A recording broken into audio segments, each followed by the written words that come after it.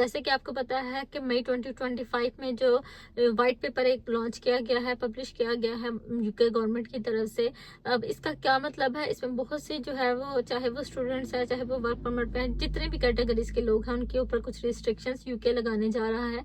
उसमें कितनी सच्चाई मौजूद है, कौन सी रिस्ट्रिक्शंस लग सकती हैं, कौन कौन से जो स्टूडेंट्स है, चाहे किसी भी कैटेगरी के लोग हैं, वो उनके ऊपर क्या इम्पैक्ट इसका हो सकता है, सारी वीडियो में हम डिटेल से बात करेंगे।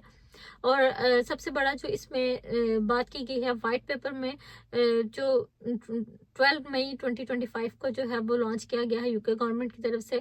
के स्टॉर्मर ने प्रॉपर जो है वो इसकी एक ऐलान भी किया है कि इसमें जो भी चीज़ें हैं ये हम इम्प्लीमेंट करना चाहते हैं। अच्छा, सबसे पहले तो इस चीज़ को अंडरस्टैंड करने की ज़रूरत है कि वाइट पेपर है क्या। देखिए, वाइट पेपर एक ये है कि कोई भी आप गवर्नमेंट है तो वो अपना रद्द अमल देती है कि भाई हम ये चीज़ें इम्प्लीमेंट करना चाहते हैं। इसका हरगिज़ मतलब ये नहीं है कि ये चीज़ें इम्प्लीमेंट हो गई हैं, क्योंकि सोशल मीडिया पे अगर आप बहुत सी वीडियोस देखें तो वहाँ पर एक ही या कुछ यही चीज़ें बार बार रिपीट हो रही होती हैं कि यूके का नया रूल आ गया है, स्टूडेंट्स पे ये रिस्ट्रिक्शंस लग चुकी हैं, आईएलआर में ये चेंजिंग आ गई है, तो लोग बहुत ज़्यादा पैनिक हो रहे हैं। हम अभी इस चीज़ पे कुछ नहीं कहा जा सकता कि ये चीज़ें इम्प्लीमेंट हो गई हैं। ये सिर्फ उन्होंने एक अपना रद्द-ए-अमल दिया कि भाई हम ये चीज़ें करना चाहते हैं। यूके गवर्नमेंट का ये, उनका ये ख्याल है कि ये चीज़ें इम्प्लीमेंट होनी चाहिए, लेकिन ये एज़ इट इज़ इम्प्लीमेंट नहीं होती हैं। सबसे पहले इन चीज़ों पर जो है डिबेट होती है, ये पार्लियामेंट में जाता है, वोटिंग होती है, उसके बाद देखते हैं कि क्या चीज़ होनी चाहिए, क्या नहीं होनी चाहिए, उसके ऊपर फिर ये जो लोग हैं इसके ऊपर इसको प्रॉपर इम्प्लीमेंट करते हैं। अगर सबसे पहले बात की जाए तो कि यूके में जो आईएलआर है वो 5 से 10 साल करने का यूके गवर्नमेंट सोच रही है कि ये होना चाहिए, क्योंकि यहाँ पर इमिग्रेंट्स बहुत ज़्यादा आए हैं पिछले 2 सालों में, जिसकी वजह से वो लोग ये सोचते हैं कि भाई बेनिफिट्स जो हैं ऑब्वियसली जब अपना आईएलआर क्लेम करेंगे, कुछ लोगों ने कल लाखों के हिसाब से, कुछ लोगों ने अगले साल बेनिफिट क्लेम करने हैं, और मजीद आने वाले 2-3 सालों में बहुत लोग जो है वो आईएलआर अप्लाई करेंगे तो ऑब्वियसली अपना बेनिफिट भी क्लेम करेंगे। तो इसमें उनको काफ़ी ज़्यादा जो है वो नुकसान पहुंचेगा। इस वजह से वो ये सोच रहे हैं कि ये दौरानिया 5 साल से 10 साल का कर दिया जाए।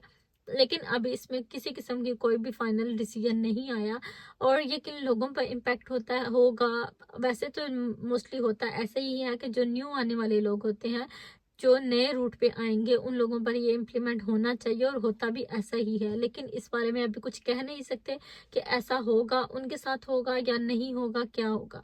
तो अब ये चीज़ है कि हमें देखना पड़ेगा इस चीज़ को, सबसे पहले कि वेट करना पड़ेगा उनके डिसीजन का। आईएलआर 5 से 10 साल का हो गया। बहुत से लोग इस चीज़ पे सोशल मीडिया पे कह रहे हैं कि वो लोग बहुत ज़्यादा पैनिक है, इस चीज़ की टेंशन लेने की ज़रूरत अभी नहीं है आपको। अभी तक सब कुछ सेफ स्मूथ चल रहा है। सितंबर इनटेक में स्टूडेंट्स हैं वो बहुत परेशान है कि अब स्टूडेंट्स का क्या है। जैसे पीएसडब्ल्यू जो है वो 2 साल से 1.5 साल का करने जा रही है यूके गवर्नमेंट, और भी जैसे इंग्लिश रिक्वायरमेंट के जो है वो उन्होंने डिपेंडेंट के लिए भी इंग्लिश की जो है वो थोड़े सा रूल निकाल दिया है। तो अभी चीज़ें आपके हाथ में है। सितंबर इनटेक बिल्कुल सेफ है। आप अभी अप्लाई करना चाह रहे हैं तो आप इसे अप्लाई करें। नेक्स्ट आ जाता है कि अभी सितंबर इनटेक के अलावा, तो सितंबर इनटेक जो है वो अभी तक बिल्कुल सेफ है। सितंबर इनटेक पे आपको बिल्कुल भी किसी किस्म की टेंशन लेने की ज़रूरत नहीं है। अगर आप आना चाहते हैं तो आप आ सकते हैं। और रही बात यूके 5 से 10 साल इम्प्लीमेंट, जो भी आईएलआर का रूल है वो अगर वो इम्प्लीमेंट होगा तो वो जब तक डिसीजन नहीं आता हम नहीं कह सकते कि वो एग्जिस्टिंग लोगों को इफेक्ट करेगा या नहीं करेगा, या वो सिर्फ नए आने वाले लोगों को इफेक्ट करेगा। तो आपको इस चीज़ का जो है वो वेट करना पड़ेगा। अभी तक हम इस चीज़ का कोई जो है वो आपको टेंशन लेने की ज़रूरत नहीं है। सेकेंडली, जो स्टूडेंट्स हैं वो भी अभी अपने जो भी उनका है वीज़ा प्रोसेसिंग टाइम, जो भी अपना वीज़ा करवाना चाहते हैं, स्टडी के लिए आना चाहते हैं, वो अपना जो है वो गोल कंटिन्यू रखें। उन्हें किसी चीज़ की टेंशन लेने की ज़रूरत नहीं है, क्योंकि अपॉर्चुनिटीज़ कभी भी ख़त्म नहीं होती। यूके से आगे मज़ीद आप डिफरेंट कंट्रीज़ में जा सकते हैं, आपके लिए अपॉर्चुनिटीज़ बहुत होती हैं। अब नेक्स्ट बात की जाए तो एक और जो है वो रिस्ट्रिक्शन के बारे में सोच रही है यूके गवर्नमेंट, वो है केयर वर्कर की, कि क्या केयर वर्कर जो है वो वीज़ा ख़त्म कर देना चाहिए। तो बिल्कुल मेरे ख्याल से ये एक अच्छा चेंज है, क्योंकि आपको पता है कि बहुत ज़्यादा स्कैम्स हुए हैं यूके में। जब से जो है वो वीज़ाज़ वगैरह ओपन हुए हैं, उसमें बहुत ज़्यादा जो है स्कैम्स किए गए हैं। एजेंट्स ने तरह तरह के वीज़े सेल किए हैं, और यहाँ पे लोगों को जॉब्स नहीं मिली। लेकिन यूके गवर्नमेंट ने अब इंटरनेशनली केयर वर्कर्स को जो है वो क्लोज करने का सोचा है कि अब वहाँ से हम लोगों को नहीं बुलाएंगे। जितने भी लोग हैं वो यहाँ पर रह रहे हैं जो लोग, उनको वीज़े की अपॉर्चुनिटीज़ दी जाएंगी। तो मेरे ख्याल से ये एक बहुत बेस्ट डिसीजन है, जो कि ऐसा ही होना चाहिए।